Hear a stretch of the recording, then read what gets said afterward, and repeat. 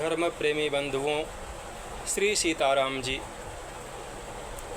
श्री व्यास जी महाराज को नमन करते हुए आइए धर्म की चर्चा में श्रवण करते हैं।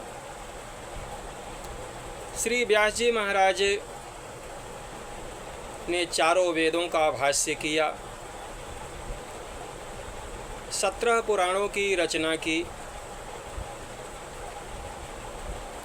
पुराण वेदों के भाष्य हैं। वेदों की जो भाषा है वह गूढ़ है, सामान्य बुद्धि से परे है। सभी व्यक्ति वेदों की भाषा को, पुराण उसको समझ नहीं सकते।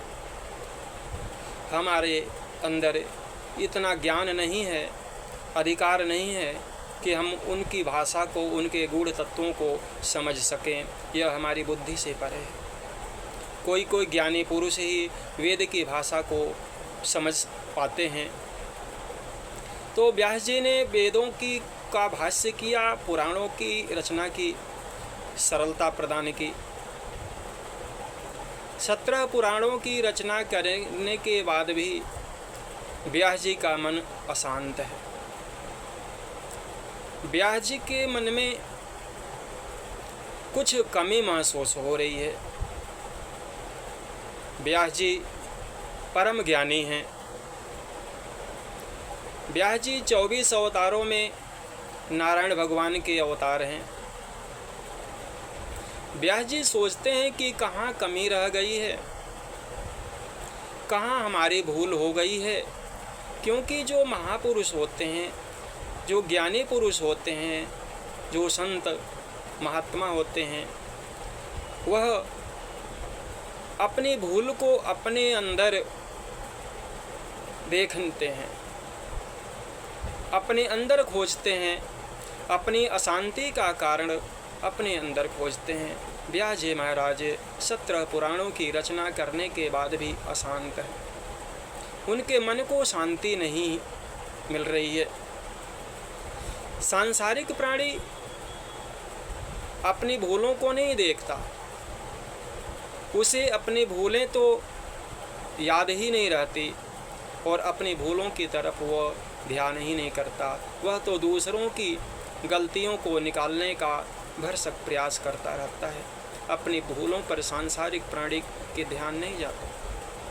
व्यास जी महाराज अपनी भूल का ज्ञान कर रहे हैं, सोच रहे हैं कहाँ कमी रह गई। मेरा मन इतना करने के बावजूद भी अशांत क्यों है। ध्यान करते हैं। भगवान की प्रेरणा हुई और भगवान की प्रेरणा से नारद जी महाराज ने, भगवान नारद जी महाराज से मुलाकात हुई। नारद जी महाराज व्यास जी के आश्रम में पधारे। संत मिलन हुआ। संशय की निवृत्ति, अशांति की निवृत्ति किसी संत, किसी महापुरुष के द्वारा हो सकती है। नारद जी ने व्यास जी को अशांत देखा। व्यास जी से अशांति का कारण पूछा। व्यास जी कहते हैं हमारा मन अशांत है नारद जी। 17 पुराणों की रचना करने के बाद भी हमारा मन अशांत क्यों? मैं परम ज्ञानी होते हुए भी इतना अशांत मन है, मन को शांति नहीं है। नारद जी महाराज ब्रह्मा जी के मानस पुत्र और परम संत हैं, भक्ति पथ के आचार्य हैं। नारद जी महाराज ने व्यास जी को कहा कि हे व्यास जी महाराज, आप नारायण के साक्षात, आप नारायण के अवतार पुरुष हैं। आपका जन्म कलयुग के प्राणियों को आनंद प्रदान करने के लिए, कल्याण का मार्ग प्रशस्त करने के लिए हुआ है। आपने वेदों के भाष्य के रूप में 17 पुराणों की रचना की। पुराणों को सभी प्राणी नहीं जान सकते, नहीं पढ़ सकते। वेदों की भाषा तो गूढ़ है, इसलिए सबके का उसमें अधिकार ही नहीं है। आपने ज्ञान की चर्चा की है, आपने योग पर भाष्य किया है। योग की भाषा भी सामान्य प्राणी से परे है, सब नहीं समझ सकते। आप जो है भगवान को जानने के लिए भगवान की प्रेममयी रसमयी लीला कथाओं का आपने वर्णन नहीं किया है। आपका जन्म भगवान श्री कृष्ण की प्रेममयी लीला कथा का वर्णन करने के लिए हुआ है। कलयुगी जीवों के सरल साधन श्री कृष्ण की लीला कथाओं का, प्रेममयी जो लीला कथा है, भक्ति ज्ञान वैराग्य से संयुक्त जो भगवान की लीला कथा है, आप उसका वर्णन करें और उस प्रेम शास्त्र का वर्णन करें जो भगवान की लीला है। भगवान श्री कृष्ण ने जो लीलाएं की हैं, आप श्री कृष्ण की लीलाओं का वर्णन करें, उससे आपके मन को शांति मिलेगी।